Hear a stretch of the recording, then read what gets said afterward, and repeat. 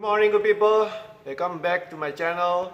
Hari ini hari Senin, minggu kedua resmi kita masuki lockdown atau semi lockdown atau social distancing. I hope kita tidak akan masuki full lockdown karena ini akan berdampak sangat berat untuk bisnis ekonomi secara keseluruhan dan basically kita akan menjadi Italia dan Cina ya ketika kalau kita lockdown. Hopefully kita nggak sampai lockdown, hopefully kita masih bisa menjaga kondusivitas dari bisnis dan kondisi ekonomi secara makro.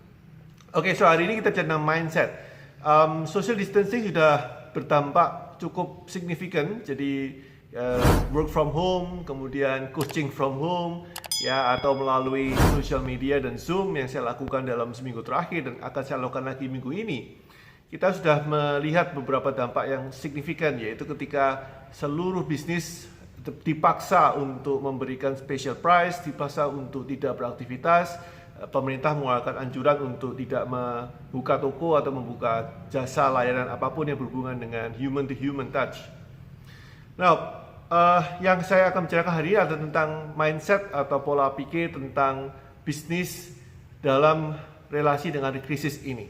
Ya, jadi apakah bisnis sebaiknya memiliki rule atau tidak? Ya, mindset yang berpikir bahwa bisnis itu ada aturan yang mengikat dan mindset yang mengatakan bahwa bisnis ini sebetulnya tidak ada aturan yang mengikat. Mindset ini ada plus dan minusnya seperti pada umumnya. Pada biasanya Anda lihat setiap saya Senin, setiap hari awal minggu kita akan bicara tentang mindset dan Anda akan saya minta untuk memilih dan mempertimbangkan mana yang lebih cocok untuk Anda. Alright, so sekilas tentang krisis, saya barusan membaca artikel dan melihat mengkomparasi antara krisis tahun 1998, jadi 22 tahun yang lalu, kemudian 10 tahun kemudian dari krisis pertama ini tahun 2008, yaitu subprime mortgage yang dimulai dari Amerika, dan kemudian tahun 2020, 12 tahun kemudian kita ada krisis corona. Well, kita lihat bahwa hampir range-nya antara rentang satu krisis dan krisis lain itu ada kurang lebih sekitar 10 sampai 12 tahun. Jadi siklusnya 10 tahun, 12 tahun. Tahun 98 saya ingat itu dolar masih 2.300 something, dalam setahun ke 1999 itu bisa melonjak menjadi 16.700. Jadi dalam setahun dolar bisa bergerak dari 2.300 naik menjadi 16.600.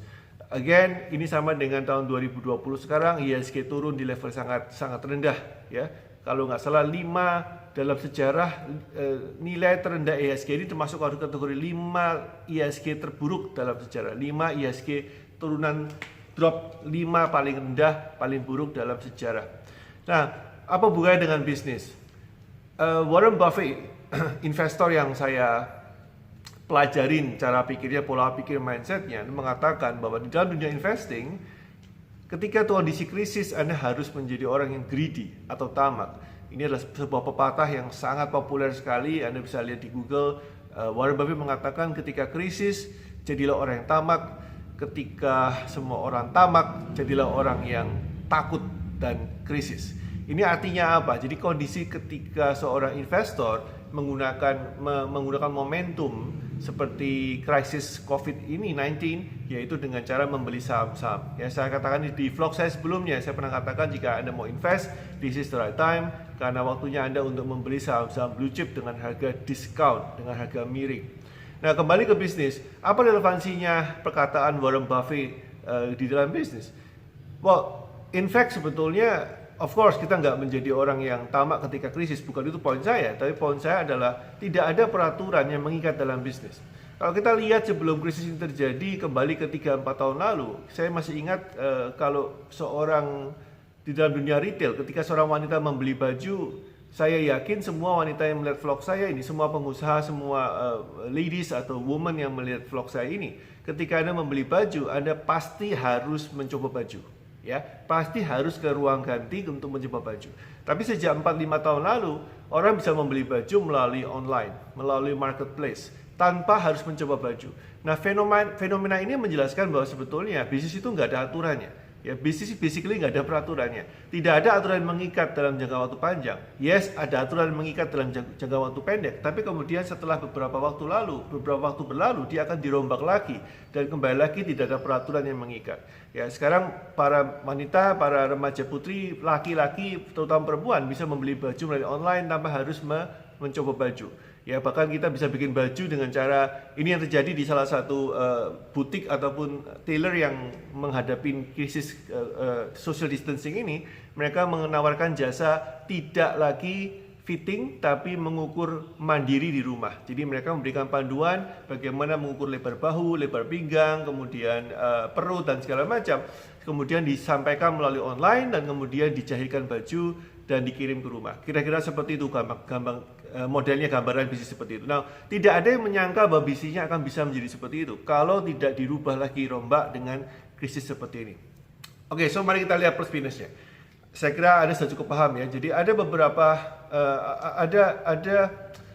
how do I put it? Ada beberapa momentum ketika Anda tahu bisnis Anda ini dirombak total aturan mainnya dan Anda harus mulai meriset semua dari nol. Tapi kembali lagi, it's up to you. Karena nggak semua orang suka melakukan perubahan. Saya pun tidak suka. Ya, nggak enak karena merombak total itu benar-benar menyiksa sekali. Oke, mari kita mulai. Kita memilih mindset yaitu there is no rule. Tidak ada peraturan dalam bisnis. Seorang pengusaha mengatakan tidak ada aturan yang mengikat dalam bisnis saya. Setiap saat bisa berubah, setiap saat bisa merombak. Apa plusnya ketika Anda menggunakan konsep there is no rule? Tidak ada hukum, tidak ada bisnis, tidak ada aturan dalam bisnis. Plus nomor satu adalah Anda agile. Agile ini berarti ulet, ya, tangkas. Ulet itu gesit gitu ya, ulet tahan banting segala macam. Anda selalu berpikir tentang apa yang terjadi berikutnya, bagaimana saya bisa tetap survive ketika peraturan yang sekarang saya nikmatin sebagai dasar menghasilkan uang tidak lagi berlaku di bisnis saya.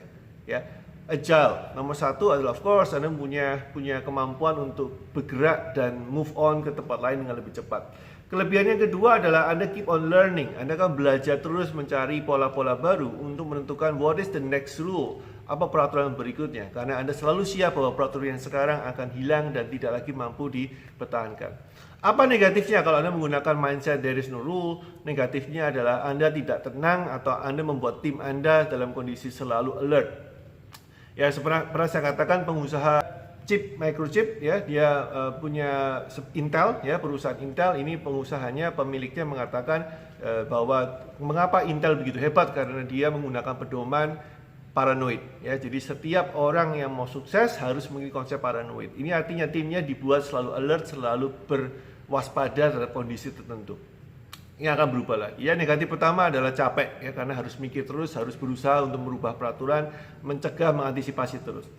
Nggak enaknya yang kedua adalah kita tidak memiliki sistem yang solid ya. Jadi kita memiliki sistem yang temporary. Ya, best way untuk mendeskripsikan sistem Anda adalah temporary dan Anda membuat sebuah sistem ini mudah dikatakan sebagai isu tempe awan delay, kebalik ya. Pagi kedelai dan siang sudah berubah menjadi tempe. Kurang lebih seperti itu. Jadi sistem Anda benar-benar fleksibel sekali dan ini membuat banyak orang kurang bisa mengikuti Anda dan bahkan beberapa orang kurang respect dengan Anda ketika Anda berubah-berubah sistemnya. Alright, sekarang kita masuk mindset yang lawannya yaitu there is a rule, di mana Anda percaya bahwa ada peraturan yang mengikat perusahaan Anda dalam jangka waktu lama. Yang pertama plusnya adalah Anda stabil, konsisten. It's very short. Ini sangat to the point aja, langsung shoot to the point. Anda stabil dan konsisten. Semuanya predictable, semuanya bisa diatur, semuanya bisa ditebak dengan bagus. Plus yang kedua adalah Anda punya tim, Anda punya SDM. Ini bisa Anda ukur kinerjanya dengan patokan yang jelas ya. Kalau zaman sekarang ketika krisis seperti ini, patokannya menjadi amburadul sebetulnya karena nggak ada lagi aturan mainnya. Sales Anda diukur berdasarkan apa? Visit? Nggak mungkin karena nggak bisa visit. Telemarketing Anda berdasarkan telepon agak susah karena kita sekarang melakukan telepon juga orang waktunya menjadi kacau gitu ya. Apa yang dulu jam-jam tertentu ketika efektif menelepon menjadi nggak efektif. Jamnya berubah-berubah. Negatifnya apa? Well, ketika kondisi krisis kalau Anda menggunakan there is a rule maka bisnis Anda porak-poranda. Ya, panik set in, kemudian Anda akan merasa sangat terancam dan merasa tersudutkan ya, terancam dan tersudutkan. Ada panik dan menjadi bisnis Anda menjadi terkena imbasnya. Negatif yang kedua ya tentu lawannya dari yang pertama, lawannya dari yang kalau menggunakan mindset there is no rule, Anda akan memiliki bisnis yang kurang kreatif dalam menciptakan breakthrough berikutnya. Jadi negatifnya adalah breakthrough-nya terhambat dan Anda tidak bisa menangkap peluang. Sedikit tentang mindset ini, IKEA perusahaan manufaktur ini sekarang sedang berusaha untuk mempelajari berhubungan dengan Corona Crisis COVID-19, IKEA membantu rumah sakit untuk men-settle perabotnya, kira-kira begitu ya. Padahal IKEA sebelumnya jarang atau tidak pernah masuk ke dunia rumah sakit. Tapi karena IKEA memiliki konsep, oke, let me support you untuk membantu rumah sakit Anda menjadi lebih baik dalam hal furniture, maka IKEA sekarang memiliki konsep atau berpikir tentang ekspansif ke dunia hospital, ya, rumah sakit dan perabotan rumah sakit. Nah, ini something yang saya katakan, jika Anda menggunakan konsep there is no rule, maka Anda menjadi lebih kreatif dan lebih agile. Anyway, at the end of the day, Anda mesti putuskan ya. Saya kira sekarang waktunya Anda untuk wake up dan sadar bahwa peraturan kita ini sangat rentan. Minimal peraturannya Anda bisa keep peraturannya. Tapi kalau Anda melihat tahun 1998 ke tahun 2008, 10 tahun kemudian break, hancur. 2008 ke tahun 2020, 11-12 tahun kemudian destroy. Peraturannya menjadi hancur. Anda tahu bahwa every now and then peraturannya akan hilang dan membuat Anda harus set up peraturan baru. Happy thinking guys, happy Monday, selamat bekerja, stay safe, stay healthy, I see you tomorrow. Boom.